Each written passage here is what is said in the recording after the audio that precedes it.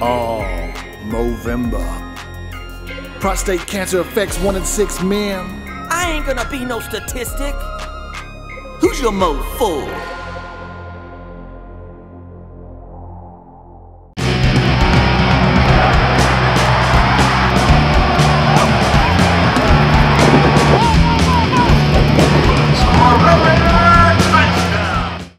Welcome everybody to the UMC Health System Avalanche-Journal pregame show. We're here in Arlington, Texas, right in front of Cowboy Stadium.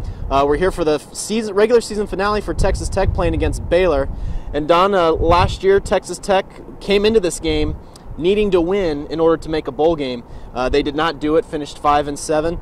This year had the bowl game secure for a while now, but we could almost maybe argue that Tech needs a win just as badly this year.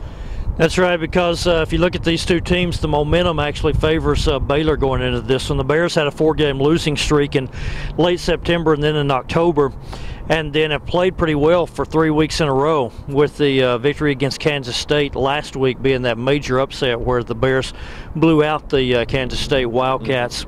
Last year, Baylor in this stadium wins 66-42 against the Red Raiders. After the season, the Bears lost Robert Griffin III as well as Kendall Wright and some good offensive linemen as well. You might have expected a little bit of a letdown from Baylor, but they have still a whole bunch of offensive weapons with Nick Florence at quarterback, Terrence Williams at wide receiver. The Red Raiders this week talked about that 66-42 loss to the Bears, and also the fact that Baylor is still the #2 team in the nation in total offense. For one, the seniors really hurt for the seniors because that was the last game they ever played, and to go out like that, and for me not to have my best effort out there, yet alone not really playing much, I feel like I didn't do anything for them. I felt bad inside, and just knowing that how long our offseason is going to be, but also looking at opportunity to get better and have that chip on our shoulder, and hopefully we can return the favor this week to them. It was difficult, man. Like I said, these years, knowing the capability of your team and then not seeing it follow through is tough, you know, on any team. You always have high expectations for your team, but when you have as high as expectations as we had, it was difficult. Last year, I mean, we felt like we didn't perform at the greatest level at all. You know, on either sides of the ball, we weren't able to get the job done. And, I mean, that's really just what it was. We couldn't get anything going. He's as good as we've seen.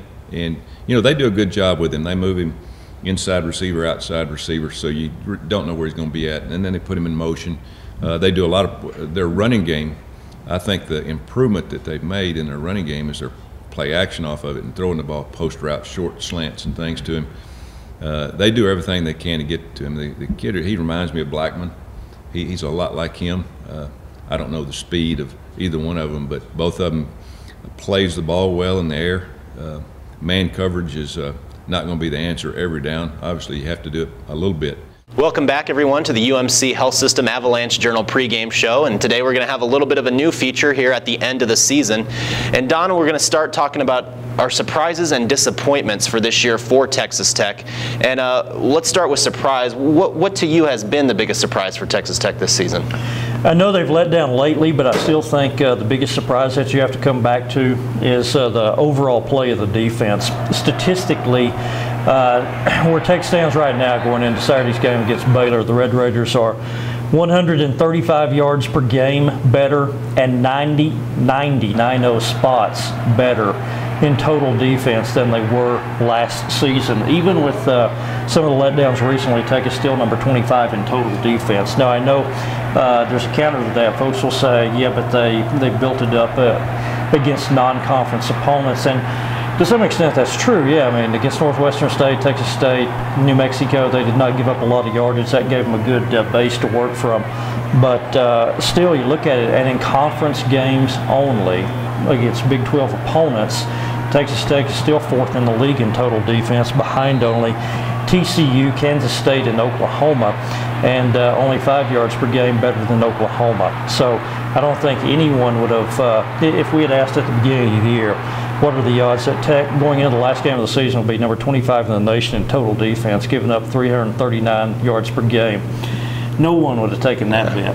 Yeah, you're surprised? You're absolutely right, and I'm going to kind of stick to the defensive side of the ball as well and get just a little bit more specific, and that's defensive tackle Kerry Hyder. I think that while Cody Davis and DJ Johnson have both been very strong at safety, the team leaders in tackles, and just providing great veteran leadership, I think Kerry Hyder, with the disruptive force that he's been along the defensive front for Texas Tech, has been one of the biggest reasons why they've made that huge jump. He has 5 sacks, 11.5 tackles for loss, and at last check, that was top for Big 12 defensive tackles, so he's clearly among the best in the league at that position. Also has 4 pass breakups, and he's just been a guy who has sort of been in the middle of everything. We haven't quite heard the numbers from him as much lately, but he's always kind of been in there, been a disruptive force, and the game starts up front. Offensive line, defensive line, controlling that line of scrimmage is such a key in every game, and I think that's why Tech has been able to improve in that regard. He told me a couple of weeks ago he's 15 pounds heavier since last season, and that's one of the reasons why he feels like he's improved this year, as he's a little more able to hold up. Yeah, and you add that to his athleticism, and that helps out a lot. Now let's talk, Don, about your disappointments. Obviously, there's some to be had in a season that hasn't quite gone always the way that it was expected to go. So where do you kind of lay on a disappointment end? Biggest disappointment to me, I go back to the spring, and before spring practice, Neil Brown, Texas Tech offensive coordinator, told me that one of his goals was to develop an all-purpose player that would be reminiscent of what Oregon has with DeAnthony Thomas. And Thomas is a guy who last season had more than 500 yards rushing and more than 500 yards receiving, and Neil Brown thought he had some guys that he might be able to develop in that regard. But you look at it, and nobody's really emerged in that way. I mean, these two, this offense's top 2 players from a playmaking standpoint have been Eric Ward and Darren Moore, the guys who are coming back. Jakeem Grant is averaging only 9 yards per catch. Javaris McCroy, a guy with a lot of speed, had trouble academically, has played in only 1 game this year. Tyson Williams, they said last year while he was redshirting, more NFL scouts asked about Tyson Williams than any other player on the team. He hasn't been a bad player, but 28 catches, 302 yards, 2 touchdowns. He hasn't been a difference maker, game changer either. The guy who maybe had the best chance to, or one of the best chances to be the kind of player Neil Brown envisioned, is Javon Bell, and of course he plays in only 4 games and then gets hurt in practice, breaking his foot the week before that West Virginia game. Same thing with Bradley Marquez as he goes out tearing up his knee. And so that hybrid type player that Neil Brown had hoped to make big play, would emerge and make big plays, never really materialized. And you look at it, in plays longer of 30-plus yards this year, Tech is tied for 78th in the nation with only 19 plays. Now, plays of 40-plus yards, Tech is tied for 102nd in the nation with only 7 of those plays. Actually, it's Sadale Foster's probably the guy who's come closest to being what Neil Brown wanted. Tech's opponent, on the other hand, this week, Baylor, is #1 in the nation in both of those categories that we just mentioned. 42 plays this year that the Bears have made longer than 30 yards. So, to me, that's kind of my disappointment. What about yours, Nick? Yeah, I think mine's a little bit simple, and it just comes down to the inability to capitalize on the momentum created by a strong start. Tech was 6-1 after their win against TCU, and obviously going into Kansas State, that was a game that the best Big 12 team up to that point, and maybe still is, was going to be a very tough task. But they were in position to win that Texas game, and I go back to the 4th quarter, Don. They were trailing by 2 points. They had a 2nd and 1 near midfield after a 9-yard pass to Tyson Williams, and they could not pick up that first down on those 2 plays. They punted, they interfered with the punt catcher. It made it easy for Texas to go down and score to put them up by 2 possessions, and Tech was never able to get back into the game after that. And that was sort of like a big momentum area, and they just haven't been able to capitalize. The narrow win against Kansas, and obviously lopsided loss to Oklahoma State. And they have one more chance. If Tech can go in there and beat Baylor in Cowboy Stadium, an 8-4 season, a chance to go to a good bowl game, finish 9-4, there's still a lot that could be accomplished. But I think Tech will sit here, especially with that Texas game, and say to themselves, hey, we could have capitalized on what we started. And so I think there's going to be some sitting around thinking of what might have been because of that. When you're sick, you don't want to wait in a doctor's office. Skip the waiting room with waitfromhome.com. Brought to you by UMC Physician Network Services. Check into the clinic online or on your phone, and we'll call or text when your doctor's ready. Your comfort is important. Waitfromhome.com. Welcome back, and now we're going to have another new feature, our bowl projections for Texas Tech heading into the last week of the regular season here. And Don, I think we've kind of narrowed it down to 3 bowls, and let's talk about the first one that Tech kind of has a shot at, would be the best bowl that they could still get into, and that's the Buffalo Wild Wings Bowl, formerly the Inside Bowl, which takes place in Tempe, Arizona on December 29th. And Don, talk just a little bit about what it would take to get there and who they might face. You know, most projections have Texas Tech going to the Buffalo Wild Wings Bowl in Tempe, Arizona. There are a couple of things that complicate it a little bit on the Big 12 side, and that's that if Texas Tech does not beat Baylor, the Red Raiders finish 7-5. Iowa State could get to 6-5. Iowa State could get to 7-5 with a win over West Virginia, and Baylor could also still get to 7-5 if they beat Tech and Oklahoma State. So it's not a lead pipe cinch that Tech would go to Buffalo Wild Wings, but that's the most likely scenario right now. The unfortunate thing for the Red Raiders, and I think for Tech fans, is the Big Ten side trying to get a team to the Buffalo Wild Wings Bowl is kind of a mess, because you don't have Ohio State can't go to a bowl this year, and Penn State can't not go to a bowl this year. And so the Big Ten really does not run, beyond them, does not run 4 deep in good teams. So you got Michigan State's a possibility. They're 5-6. Michigan State has to beat Minnesota this weekend to get bowl eligible. The Spartans are an 8-point favorite, so that does appear likely that they will get to 6-6. And then your other possibilities there are Purdue, which is 5-6, likely will beat Indiana this weekend to get to 6-6, and you also have Minnesota. The Golden Gophers are already at 6-5. I'm not sure the Buffalo Wild Wings Bowl wants them, though, because Minnesota has been to the desert a lot of times, including there was once, I believe, 3 times in a 4-year period where Minnesota went to that game. So most of the projections have Michigan State going to the Buffalo Wild Wings Bowl out of the Big Ten. Yeah. So the potential to reprise that 2009 Alamo Bowl between Texas Tech and Michigan State. Obviously some slim pickings in the Big Ten, but one plus, if we go to Tempe, Arizona, that's my homeland, and I'll make sure to point out some good restaurant recommendations for everyone. The next bowl we're going to take a look at is the Holiday Bowl, and for that we'll turn it to our guy who grew up in Pac-12 country, Nick Kosmider. Yeah, the thing with the Holiday Bowl, some of it might depend on what the Big 12 BCS picture is, because if only one Big 12 team ends up in the BCS, whether it be Oklahoma or Kansas State, that would kind of shove everybody down on the bowl pecking order, which could drop Tech down. The Holiday Bowl in San Diego on December 27th is going to feature a matchup against a good Pac-12 team.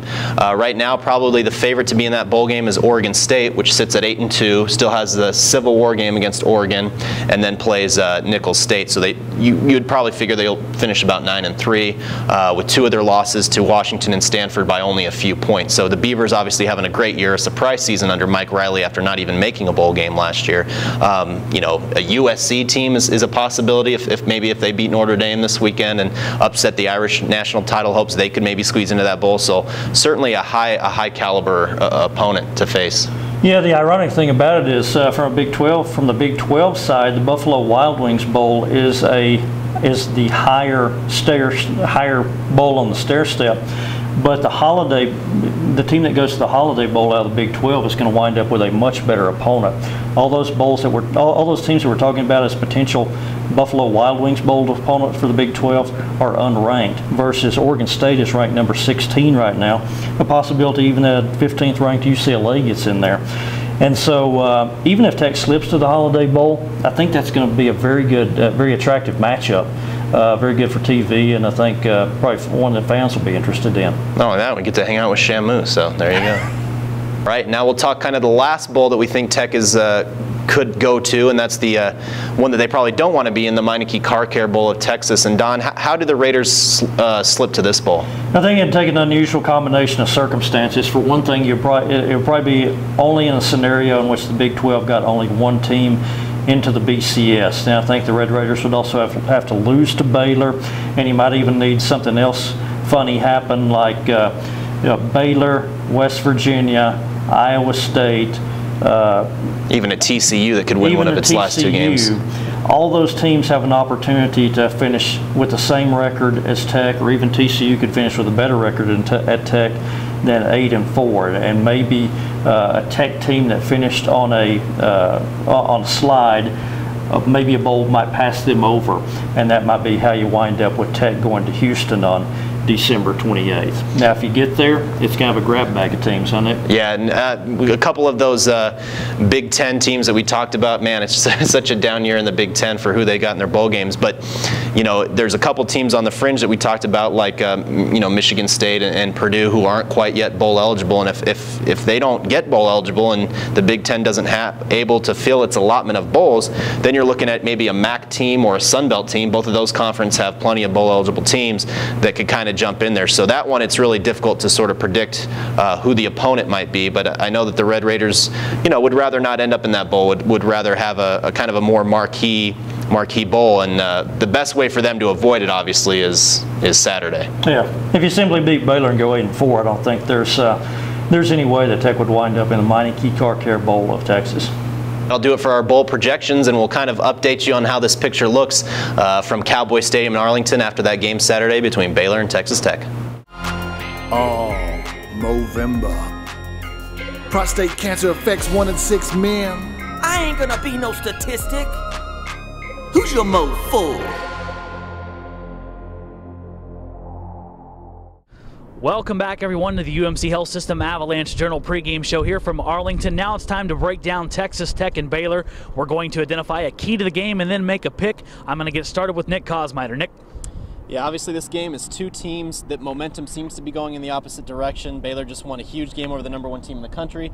Tech has lost 3 of its last 4, and even its win against Kansas was a narrow victory. So, but given that, I think this game should be very close with 2 explosive offenses and some defenses that could have some trouble. With that said, I think the key for the Red Raiders is going to be to find a way to limit a guy who hasn't been limited a whole lot this year, and that's Terrence Williams. The deep ball threat that he is has been well on display. The guy already has 82 catches for 1,500 plus yards through 10 games, on pace for just an incredible year. Already has had one. And so, you know, Baylor is an explosive offense. They're going to do a lot of things, but I think what you have to do, try the best you can to limit how many deep passes you can give up, because you saw in games against Texas and Oklahoma State that Tech got behind real early and was out of the game real fast because of just those really quick strike plays. You got to make Baylor work a little bit.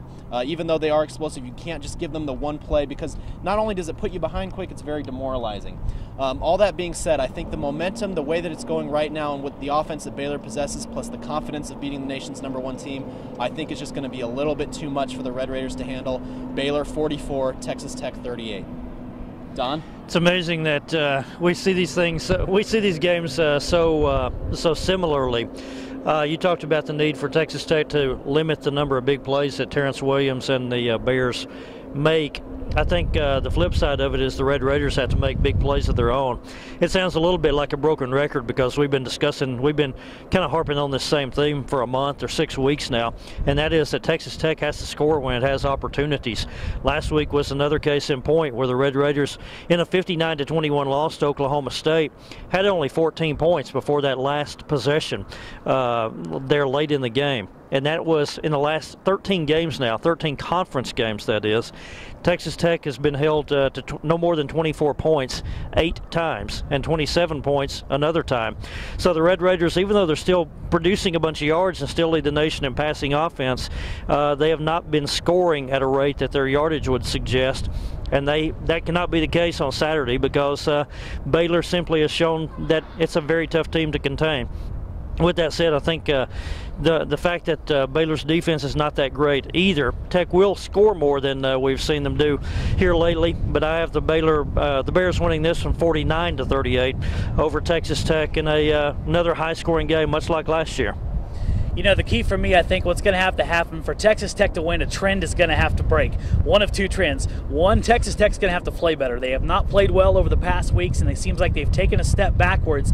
They're going to have to break that trend and score some points and support that defense a little bit. And for Baylor, the trend that's going to have to break is they've played better. They played well against Oklahoma at loss. They take out Kansas State, the #1 team in the country last week. One of those 2 things is going to have to give for Texas Tech to win this football game. For me, it comes down to this. I think Texas Tech's defense is more than capable of getting getting some stops on Baylor. My doubt, however, lies in the Texas Tech offense. I'm just not convinced they're going to snap out of the funk that they've been in these past few weeks, and I think when it comes down to it, it's the weaponry.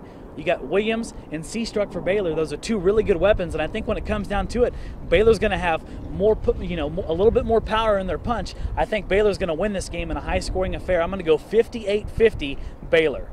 And that's going to do it for our predictions here on the UMC Health System Avalanche-Journal pregame show. We'll be here all day from Arlington for full coverage of Texas Tech and Baylor. You know where you're going. LubbockOnline.com, RedRaiders.com for full coverage of the Red Raiders and the Bears. For Don Williams and Nick Cosmiter, I'm Zach Long. We'll see you after the game.